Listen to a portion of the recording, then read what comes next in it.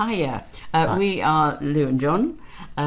If you want to find out more about us, then there's plenty of information on the front of the website. When I turn to him, he's the kind of doctor of psychology and the professor of drink and drugs. So I look to him for kind of information and facts. I'm the one that's kind of lived with a drinker.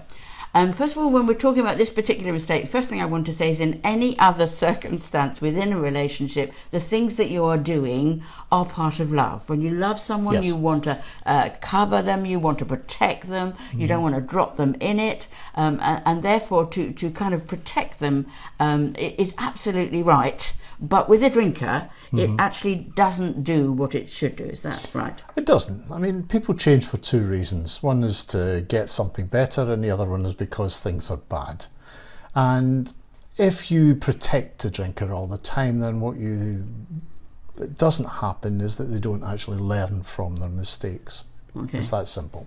You know, we talk about change being a carrot and a stick. Yeah. You know, the stick is the negative consequences. Sure. And we're talking about kind of like simple things like not keeping his meal kind of or her meal ready when she should have been home 2-3 hours ago and hasn't.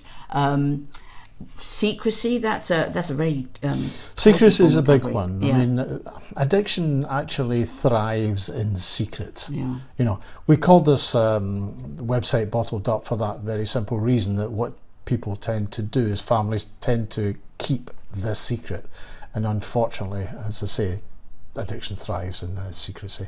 So actually getting support for yourself is quite a good thing, you know. So. And not colluding with intimacy which is inappropriate if he's drinking, not sitting with them for the night, not staying on at a party when the person's behaviour has become really inappropriate, not agreeing to intimacy in the bedroom if he's drinking. Those kind of boundaries, which we talk about a lot in the website, that's ways in which you should not rescue him from or her from the consequences of their behaviour. Drunks love an audience. They love company. They and, do. You know, yeah. And I have to say that as a drunk myself, I was extremely boring. You know, and drunks tend to be that way.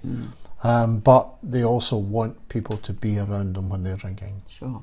Quick caveats before we stop this particular video. Do be careful, though.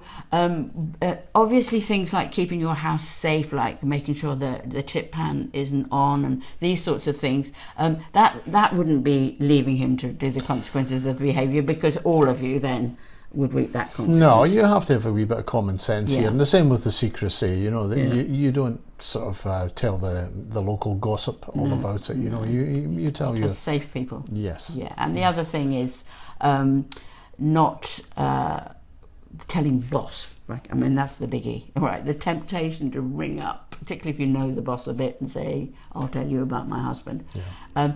Sometimes we are put in awkward positions where we kind of don't completely tell the truth, but that's one that really does rebound, and so that's a rescue that, for your own sake, unfortunately, may be one to put at the bottom rather than the top of the list. Yeah. Yeah.